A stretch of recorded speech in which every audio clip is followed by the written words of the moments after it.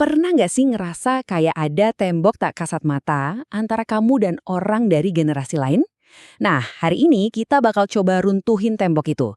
Kita akan bahas tuntas gimana caranya mengubah gesekan antar generasi, baik di kantor maupun di rumah, jadi sebuah kekuatan bersama yang luar biasa di Indonesia.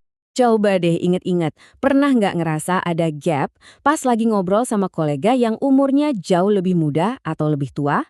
Atau mungkin pas lagi diskusi sama orang tua atau anak tentang pilihan hidup mereka? Kalau pernah, tenang, kamu nggak sendirian. Ketegangan ini tuh nyata dan ada di mana-mana. Coba bayangin skenario ini deh. Seorang manajer baby boomer yang sangat menjunjung tinggi hierarki, ketemu sama karyawan Gen Z yang nuntut fleksibilitas. Atau di sisi lain, orang tua milenial yang beda banget cara mendidik anaknya dibanding kakek nenek dari Gen X. Seringkali, masalahnya tuh bukan karena niat jahat, tapi yaitu murni karena kurang paham aja satu sama lain. Oke, biar gak bingung, kita akan bedah ini secara terstruktur. Kita mulai dengan mengakui dulu kalau ketegangan ini memang ada. Terus kita kenalan sama pemain-pemainnya di Indonesia. Setelah itu, kita akan selami identitas inti mereka, kita bahas strategi konkret buat di kantor dan di rumah, dan terakhir, kita simpulkan gimana gesekan ini justru bisa jadi kekuatan. Oke, pertama-tama kita harus jujur mengakui adanya kesenjangan ini.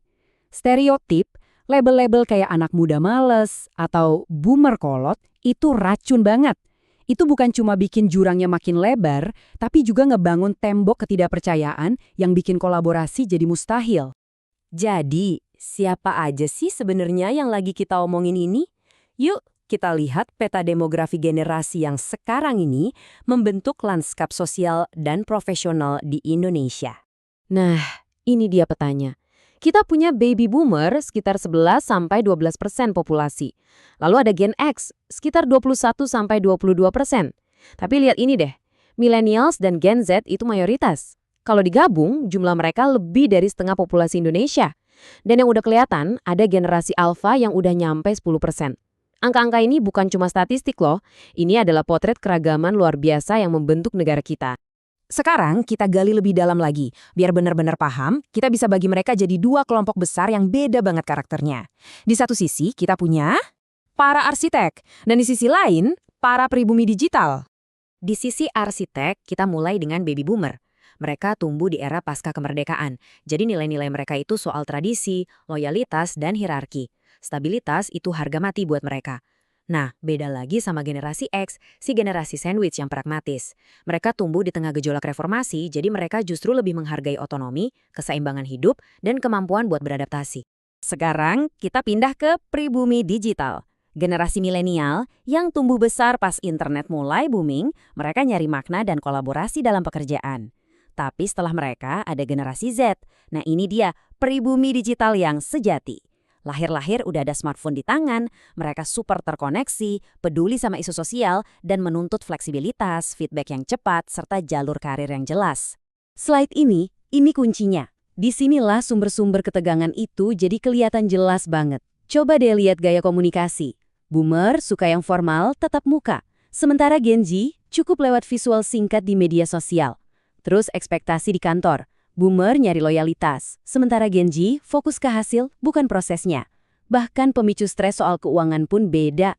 Dari dana pensiun buat boomer sampai utang dan prospek karir buat Gen Z. Perbedaan ini tuh fundamental banget. Dan jangan lupain masa depan, generasi alpha. Mereka ini generasi pertama yang sepenuhnya tumbuh di era teknologi pintar. Identitas mereka itu hyper digital. Ini bakal bawa dinamika baru yang harus kita siap-siap hadapi. Karena jembatan yang kita bangun hari ini adalah fondasi buat mereka besok. Oke, kita udah paham petanya, udah kenal para pemainnya. Sekarang, bagian paling penting. Gimana caranya kita sulap semua perbedaan ini jadi kekuatan super di lingkungan profesional? Yuk kita bahas strateginya. Jadi, apa yang bisa kita lakuin? Ini dia 4 strategi kunci yang bisa langsung diterapin. Pertama, komunikasi inklusif. Gabungin aja pengakuan formal yang disukai boomer dengan feedback cepat yang dibutuhin milenial. Kedua, fleksibilitas yang cerdas, fokus ke hasil, bukan ke jam kantor. Ketiga, mentorship lintas generasi. Coba bayangin deh, pengalaman boomer digabungin sama keahlian digital Gen Z dalam reverse mentoring. Dan keempat, jalur karir yang jelas. Ini penting banget karena 77% Gen Z butuh ini biar tetap semangat.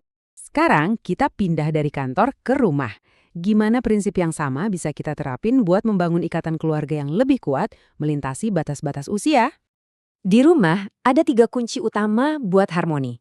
Pertama, ciptain dialog yang tulus. Bukan cuma ceramah satu arah ya, tapi saling tukar cerita. Orang tua berbagi pengalaman, dan beneran dengerin dunia digital anak-anaknya. Kedua, belajar bareng. Ini bisa sesimpel cucu ngajarin kakek nenek cara video call. Momen-momen kecil kayak gini yang ngebangun jembatan. Ketiga, dan ini yang paling penting, hargai perbedaan. Ingat, tujuannya bukan untuk jadi sama, tapi untuk saling terhubung. Jadi kita udah bedah masalahnya, kenal para pemainnya, dan nemuin solusinya. Sekarang mari kita satukan semuanya untuk melihat gimana gesekan ini benar-benar bisa kita ubah jadi sebuah kekuatan. Nah inilah inti dari semua obrolan kita. Tujuan kita itu bukan buat ngilangin perbedaan, tapi justru buat merayakannya. Karena saat kita paham apa yang memotivasi tiap generasi, beradaptasi dengan cara mereka berkomunikasi dan berkolaborasi, keragaman yang tadinya jadi sumber perpecahan justru berubah jadi kekuatan strategis kita yang terbesar. Saya mau tutup pembahasan ini dengan sebuah pemikiran yang dalam banget. Setiap generasi membawa batunya sendiri untuk membangun masa depan. Kekuatan kita bukan terletak pada keseragaman, tapi pada harmoni yang kita ciptakan dari berbagai perspektif. Jadi pertanyaannya sekarang, batu apa yang akan kamu bawa untuk membangun masa depan bersama?